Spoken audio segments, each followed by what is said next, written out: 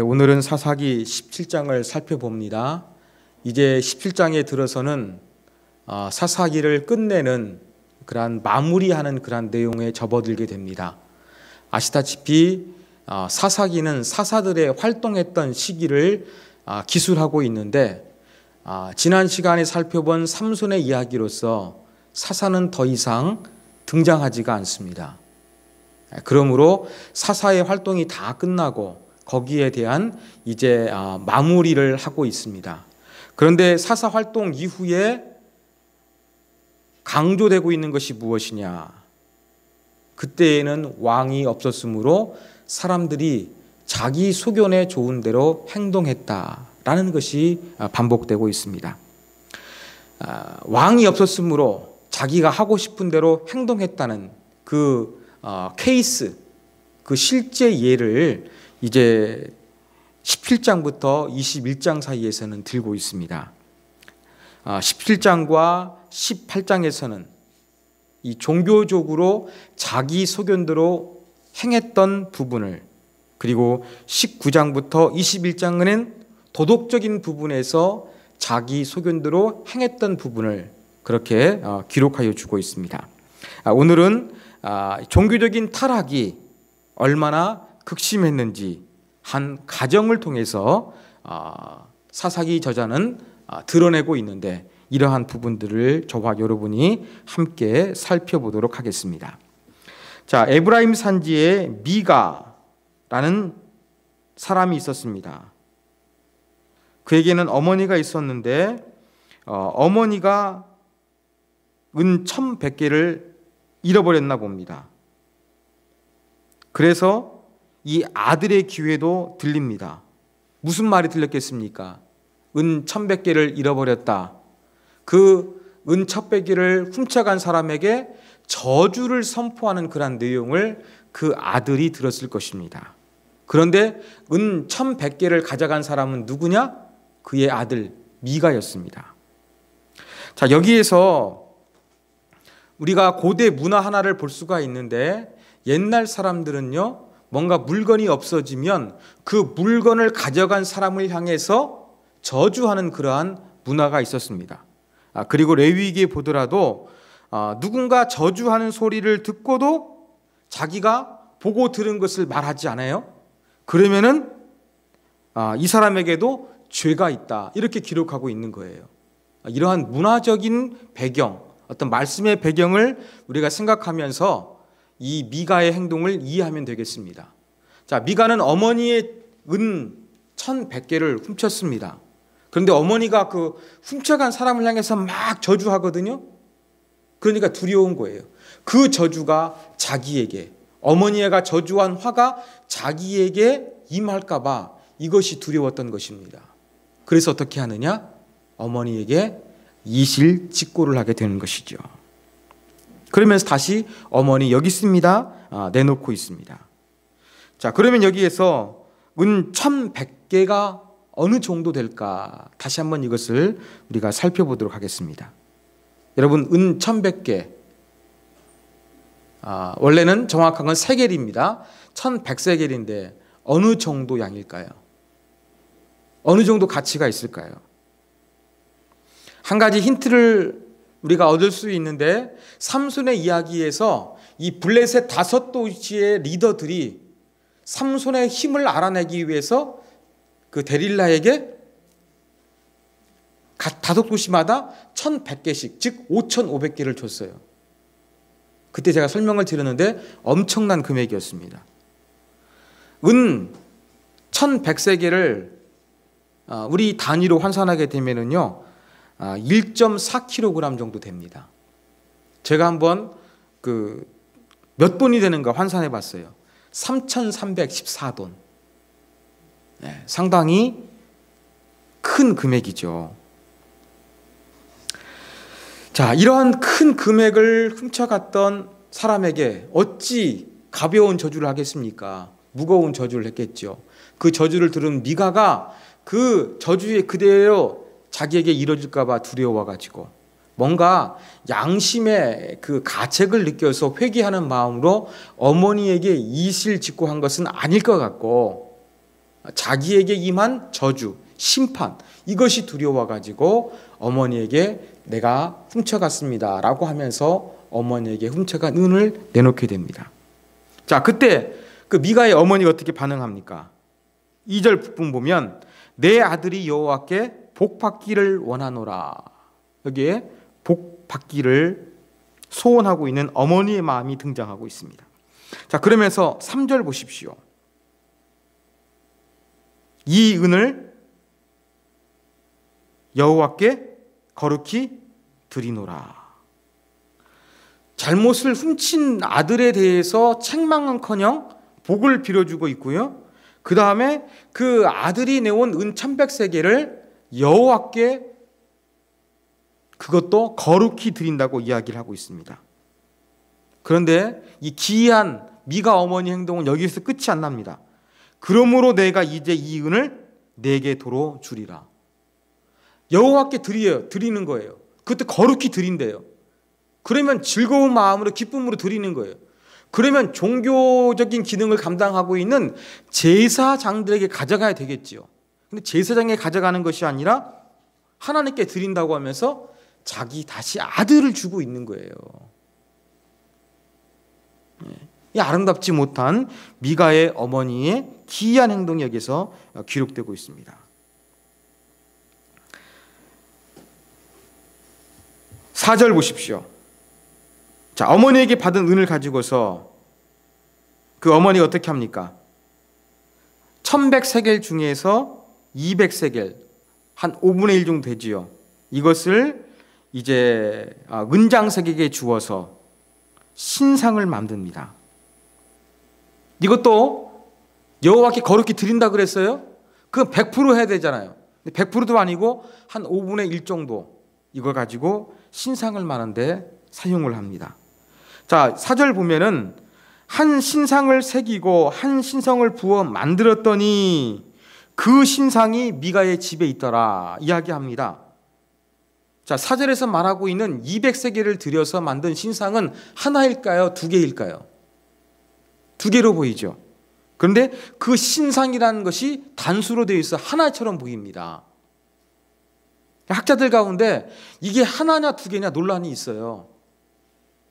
한 신상은 나무나 돌로 만들어진 것일 것이고 하나는 거기에다가 은이나 금으로 덧칠을 한 두 가지일 것이다. 아니다.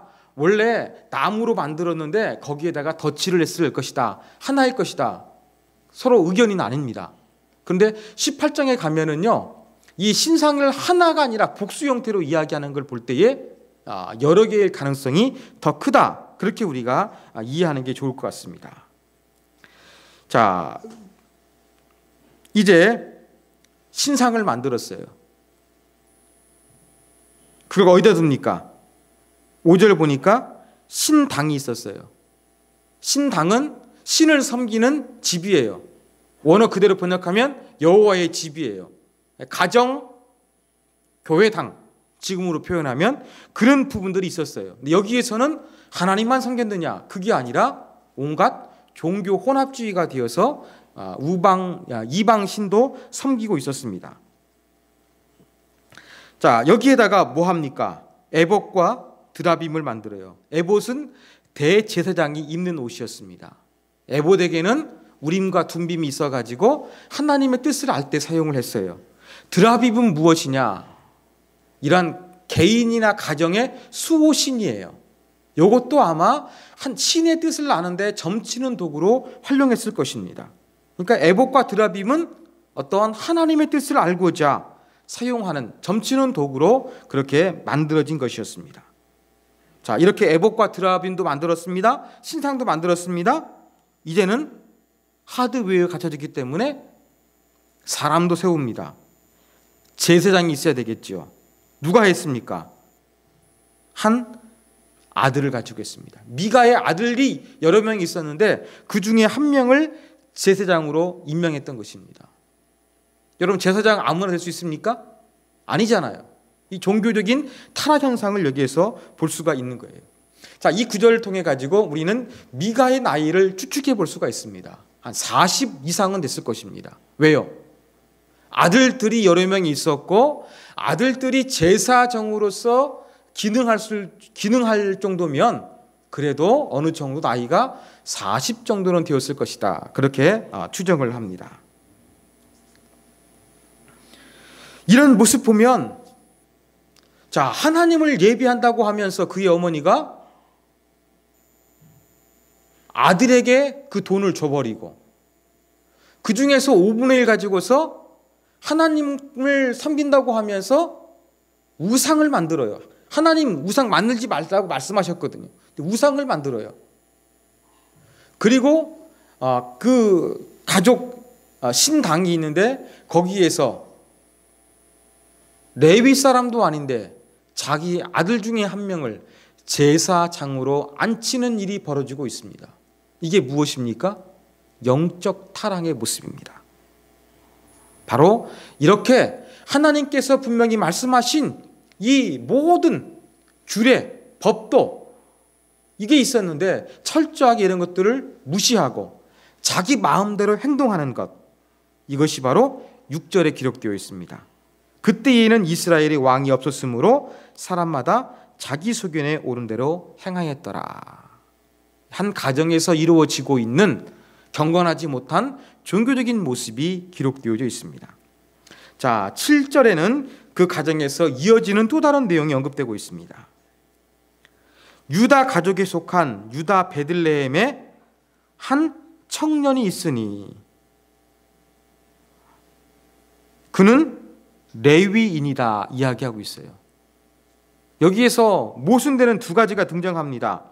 레위인이라고 이야기하고 있죠. 그런데 이 사람이 어디에 속했다고 하고 있습니까? 유다 지파에 속했다는 거예요. 아니 어떻게 레위 지파 사람이 동시에 유다 지파에게도 속할 수 있느냐? 이 부분을 어떻게 해결할 것이냐? 문제가 됩니다. 어떤 학자들은 아버지는 레위 사람, 어머니는 유다인이었을 것이다. 이렇게 해석한 학자도 있고요. 또 어떤 학자는 지역적으로는 유다 지역에 살았지만 그는 레위 사람이었을 것이다. 혈통적으로는 그렇게 해석을 행하기도 합니다. 하여간 그 레위 지파의 피가 흐르고 있는 사람임은 분명한 것 같아요. 자, 그런데 이 사람이 청년이라고 그랬습니다. 젊은 사람입니다. 이 사람이 거주할 곳을 찾고 있었어요. 그러면서 7절에 보면은 그 베들레헴에 거류했다고 그랬어요. 살고 있는 것이 아니라 거류입니다. 이 거류라고 번역된 히브리 동사 구르는요, 어떤 농토나 자기 자신의 경제 기반을 갖지 못한 채 불확실한 생존 조건 속에서 힘들게 살아가는 사람을 나타낼 때 사용되는 단어입니다. 혈통적으로는 레위인의 피가 흐르고 있었지만 그는 베들레헴 지역에서 경제적으로는 매우 힘들고 어렵고 불안한 가운데 살고 있었다는 것입니다. 자, 이것이 무엇을 보여주느냐? 레위 지파 사람들, 이러한 사람들은 성전에서 봉사하면서 제사를 돕거나 또 아론의 후손들은 제사를 집례하면서 거기에서 파생되는 여러 가지 먹을 것이나 아니면 드려지는 헌금을 가지고서 살아가는 것이 바로 레위 지파의 사람들의 생애를 살아가는 모습이었습니다. 그런데 이렇게 불안하게 살았다는 것은 무엇이냐면 이러한 하나님께 드려지는 제사 제도가 이스라엘 사회 속에서 잘 이루어지지 않아서 이 종교 기능을 담당했던 레위 지파 사람들이 상당히 힘들고 어려웠다는 것을 보여주고 있는 그러한 대목이라고 할 수가 있습니다. 그러면서 경제적으로 불안하니까 살만한 곳을 향해서 찾아다니는 거예요. 그러다가 어디로 갔습니까? 8절에 보니까 그 미가가 살고 있었던 에브라임 산지로 가서 미가의 집에 이르게 되는 것입니다. 그때 미가가 너는 어디서부터 오느냐 묻는 것이죠. 낯선 사람이 왔으니까 묻는 겁니다. 그러면서 나는 유다 베들레헴의 레위인으로서 거류할 것을 찾고 있다. 그러니까 10절에 보니까 미가가 반응하죠. 그러면 너 우리 집에 와라. 그러면서 우리 집에서 우리 집안의 제사장이 되어달라. 이걸 부탁합니다. 그러면서 그 제사장이 되어주면 내가 해마다 은 10세겔과 의복 한 벌과 그 다음에 먹을 것을 제공하겠다. 숙식이 제공된 상태에서 옷도 주고 그 다음에 은 10세겔이 제공될 것이라고 그렇게 이야기를 하고 있습니다. 자, 이거 어떻게 받아들였을까요? 기쁨으로 받아들이는 것입니다. 자, 왜 그러느냐? 지금 이 젊은 청년은요, 베들레헴에 살고 있었는데 경제 기반이 없어가지고 힘들고 어렵게 살아갔습니다. 그러던 와중에 정말로 조금 재산이 빵빵한 이 갑부의 집에서 제사장으로 사역해달라는 제안이 들어오니까 여기에 대해서 오케이 사인을 하면서 계약서에 사인하고 말았던 것입니다. 근데 이것은 상당히 파격적인 제안이에요. 여기서 주목해야 될 단어가 바로 무엇이냐면 청년이라는 것입니다. 청년. 젊은 레위 사람인데 청년이라는 얘기는 바로 무엇이냐? 아직 정식 제사장이 되기에는 나이가 어리다는 거예요. 여러분, 정식으로 제사장이 되는 나이는 율법에 의하면 만 30세가 됐으면 됐습니다. 그런데 그 전에 우리가 정식 의사가 되기 전에 뭐 수련의 과정을 거치는 것처럼 정식 직원이 되기 위해서 어떤 수습기관을 거치는 것처럼 여러분, 레위 지파 아론의 후손들 중에서 제사장이 되기 위해서 정식 제사장이 되기 위해서 그 이전에 수종을 들면서 배웠던 사람들이 있습니다. 그렇다고 한다 그러면 지금 청년이라는 얘기를 표현했다는 것은 아직도 정식 제사장이 되지 않은 사람이라는 거예요. 아직 그렇게 정식 제사장이 되지 않는 사람에게 상당히 경제적인 안정감이 있는 것을 제공해 주고 있는 면에서 파격적입니다. 청년 실업의 문제인데 이 청년 실업의 문제를 해결해 주었던 사람이 누구냐? 바로 미가라는 사람이었던 것입니다. 근데 이 사람이 레위 지파 사람인데 제사장의 자격이 있느냐? 이것은 아론의 후손이냐 하는 문제거든요. 그런데 18장에 보면은 이 사람은 아론의 후손이 아닙니다. 아론의 후손이 아닌데 그냥 레위 지파 사람이라는 거에 의해서 그래, 너 레위 지파면 우리 집안에 제사장 되어줘. 이렇게 제안하고 있는 거예요. 이것도 종교적인 타락의 모습이라는 것을 알 수가 있습니다. 자, 제사장은 누가 임명하는 겁니까? 미가가 임명할 수 있는 게 아니잖아요. 근데 자기가 임명하고 있어요. 이것도 종교적인 타락을 보여주고 있는 대목입니다. 그러면서 이 미가가 어떻게 이야기합니까?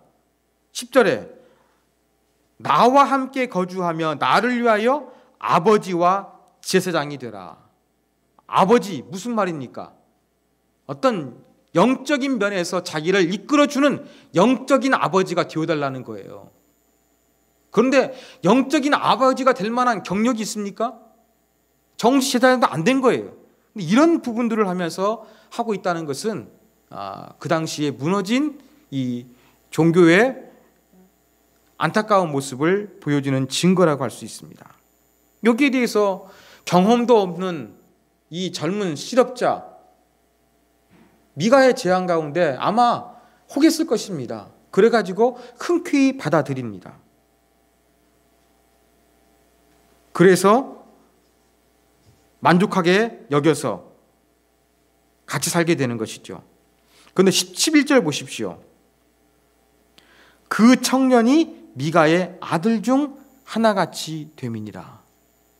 처음에 계약을 맺을 때에는 아버지와 같은 것을 기대했는데 경제적인 조건을 보면서 그것 때문에 만족하면서 미가의 집에 머물렀을 때 그 제사장은 영적인 아버지의 기능을 하는 것이 아니라 오히려 미가의 아들처럼 되는 이러한 모습이 성경에서는 기록되고 있다는 것입니다.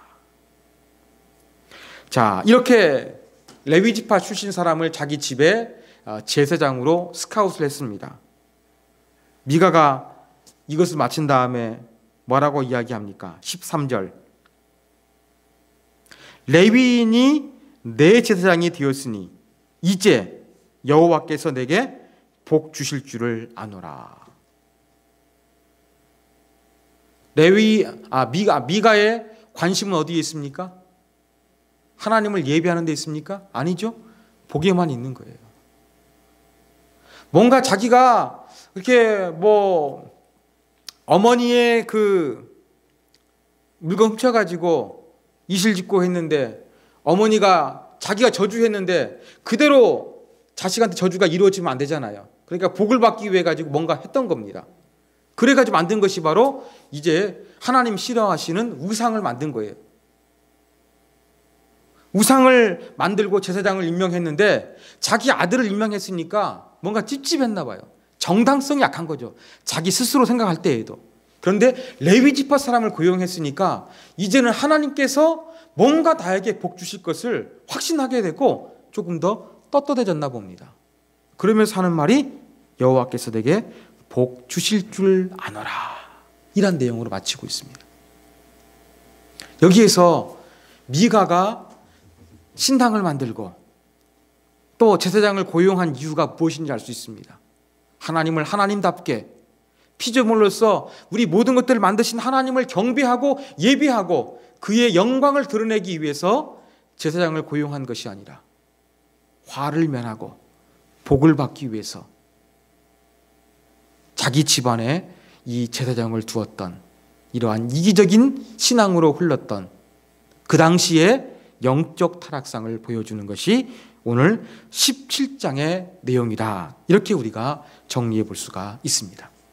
자, 이러한 내용을 통해서 우리가 배울 수 있는 교훈 두 가지를 살펴보도록 하겠습니다. 자, 첫 번째 교훈입니다.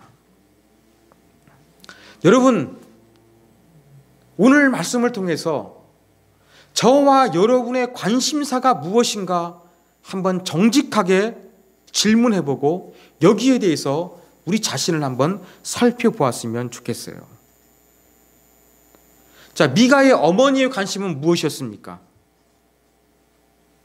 2절에 기록되어 있는 것처럼 내 아들이 여호와께 복 받기를 원하노라. 아들이 복 받는 거였어요. 자식이 잘 되는 거였어요. 그래서 하나님께 뭔가 드린다고 해요. 거룩히 드린다고 해요.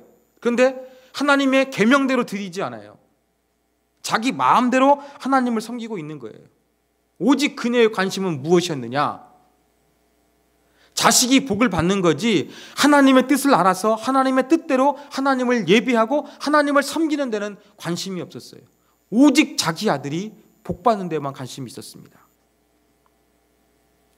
그래서 미가의 어머니의 신앙은 바로 무엇이냐? 하나님을 위해서 거룩히 드린다고 하면서 자기 아들 줘버리고요. 그리고 우상을 만듭니다. 또 자기 마음대로 제사장을 고용합니다. 이런 거 볼 때에 하나님의 이름을 분명히 언급하고 있지만 그 내용을 볼 때에는 건전한 신앙, 하나님이 말씀하고 있는 신앙이 아니라는 것을 여기에서 우리가 알 수가 있는 거예요. 미가의 어머니의 신앙은 바로 무엇이었느냐? 여호와를 여호와답게 섬기는 신앙이 아니라 자기 자녀에게 복을 주기 위한 수단으로서 하나님을 섬기고 있다는 것을 우리가 여기에 본문을 통해서 알 수가 있습니다. 여러분, 정말로 하나님을 위해서 자기 아들을 제대로 신앙 교육하기 원했다면 어떻게 해야 될까요? 잘못했죠? 그럼 어떻게 되느냐? 죄를 용서받아야 됩니다. 우리 신학시대에는 죄 잘못하게 되면 하나님 앞에 진실로 회개하면 끝났어요. 근데 구약시대 때 죄를 회개하는 방법은 무엇이었습니까? 제사를 드려야 되겠죠. 속죄제를 드리든지 속건제를 드리든지 제사를 드렸어야 돼요. 이런 내용 언급되고 있습니까? 아니에요. 전혀 그런 거 없이 하나님 앞에 회개의 제사를 드린 내용도 없고 자녀에 대해서 교훈하는 것도 없고 그냥 복 받기를 원하는 그냥 인간적인 마음으로서 자식을 사랑하는 그러한 어머니의 모습, 그리고 하나님도 그러한 연장선에서 섬기는 이기적인 신앙이 미가의 어머니의 신앙이라는 것을 여기에서 우리가 알 수가 있습니다. 또 미가 그 어머니의 그 아들이었습니다. 미가도 맨 마지막에 가서 이제 제사장을 레위인으로 고용하니까, 자기 아들이 하니까 이제는 여호와께서 내게 복 주실 줄 아노라 확신하고 있어요. 하나님을 섬기는 데 관심이 있는 것이 아니라 하나님을 통해서 뭔가를 얻는 데 관심이 있는 이 미가의 신앙 나타나고 있는 것입니다. 그리고 레위인도 마찬가지예요. 여러분, 오늘 본문 가운데서 철저하게 나타나는 것은 전부 다 이 복이 무엇이겠습니까? 물질이겠죠. 레위인도 물질을 쫓고 있는 거예요. 자기가 자격이 없음에도 불구하고 제사장이 됩니다. 그러면서 만족해합니다. 왜요? 해마다 의복 한 벌과 은 10세겔 먹을 거 제공해주는 참 좋은 직장을 얻었기 때문에 그렇습니다. 뭔가 영적으로 만족할 만한 어떠한 하나님을 예비할 수 있는 사역지가 생겨서 좋아한 것이 아니라 자기가 경제적으로 안정감 얻을 수 있는 그러한 거처를 마련하게 되었으니까 여기에 대해서 만족했던 거예요. 사랑하는 여러분, 사사기 17장을 통해서 이 저자가 결론적으로 가르쳐주고 있는 게 바로 무엇입니까? 그 당시 사람들이 자기 소견에 옳은 대로 살았다고 이야기하고 있어요. 근데 그 소견에 좋았던 게 바로 무엇입니까? 복 받는 거예요. 경제적으로 안정되는 거예요. 이 모습 사사시대만 문제입니까? 그렇지 않습니다. 우리 시대의 최대의 화두는 무엇입니까? 경제 문제 아닙니까? 노후, 생명은 늘어나는데 노후가 걱정되고 직장도 평생 직장도 아니라서 걱정이 되고 사회가 어떻게 빨리빨리 변하기 때문에 미래가 불안합니다. 이런 가운데서 우리의 미래를 조금 더 안락하게 우리 마음을 편하게 만드는 것은 무엇이냐? 경제적으로 안정감을 갖는 거예요.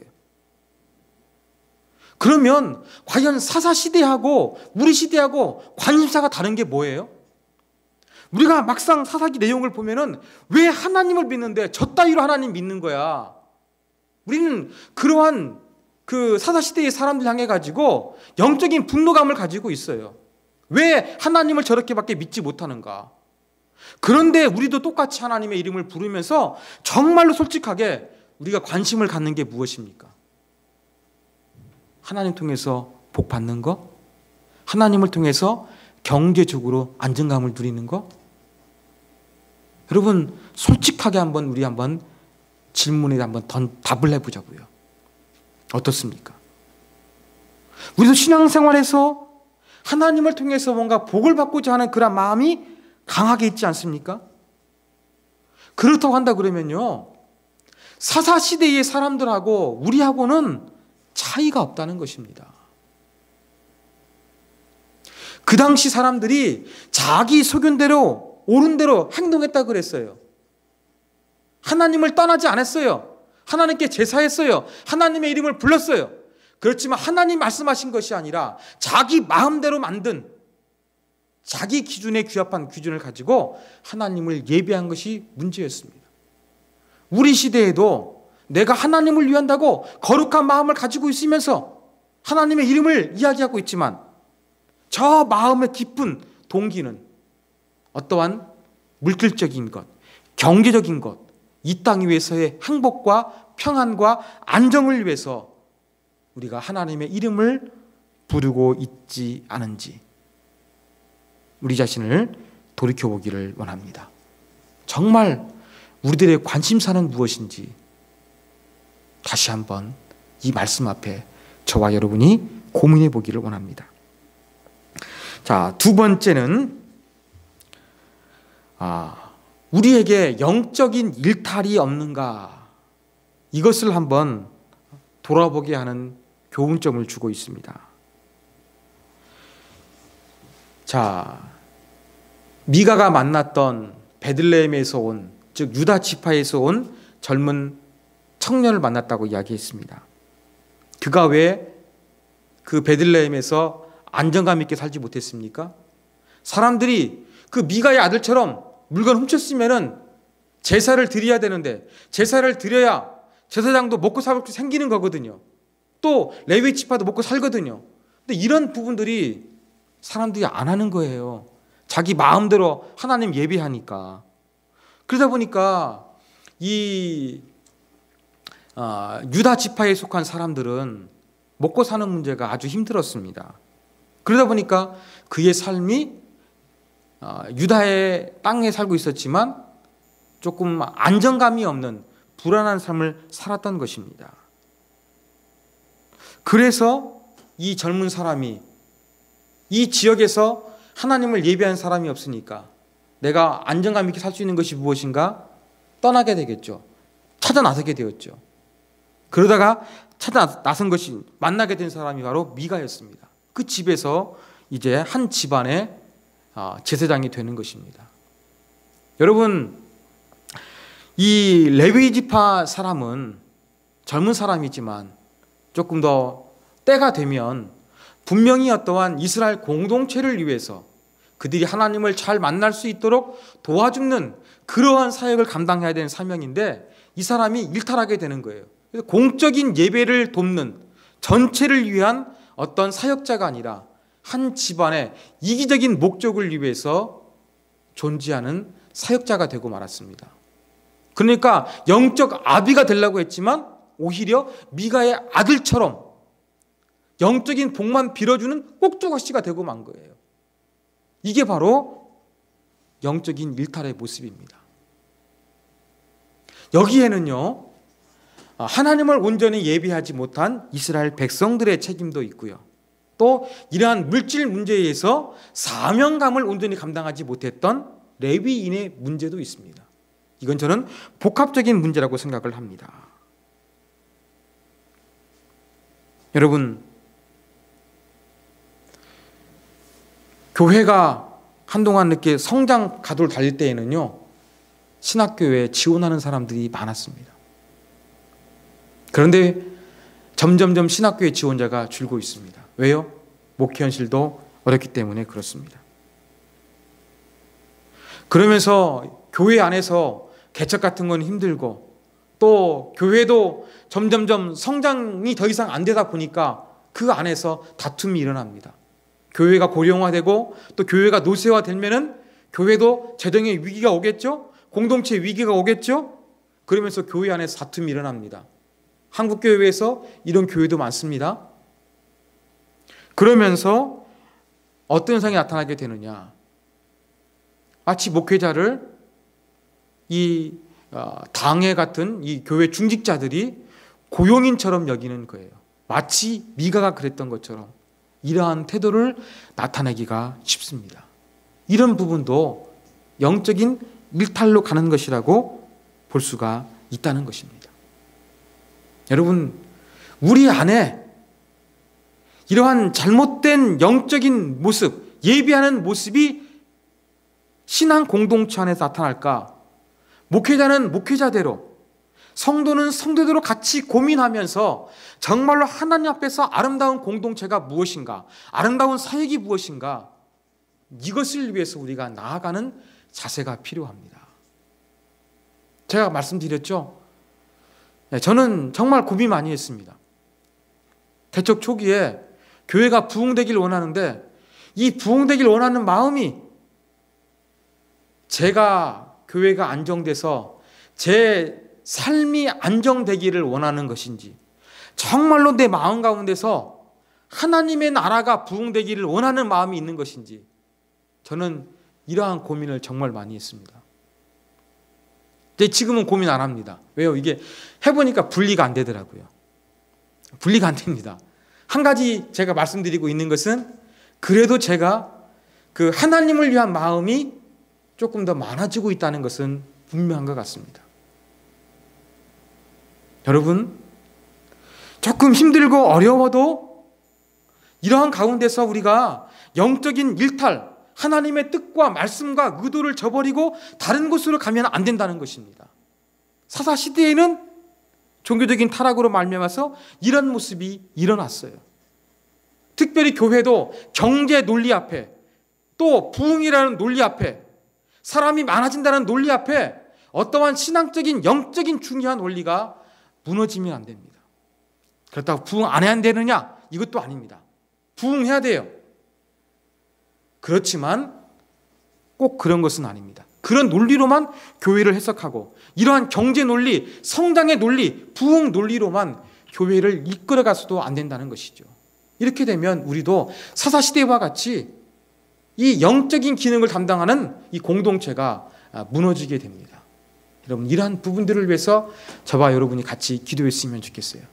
우리 교회가 정말로 아름다운 교회가 되는 것은 제가 오늘 본문에 등장하는 레위 청년처럼 나의 생활을 위해서 목회하지 않고 성도들도 목회자를 대우하는 것을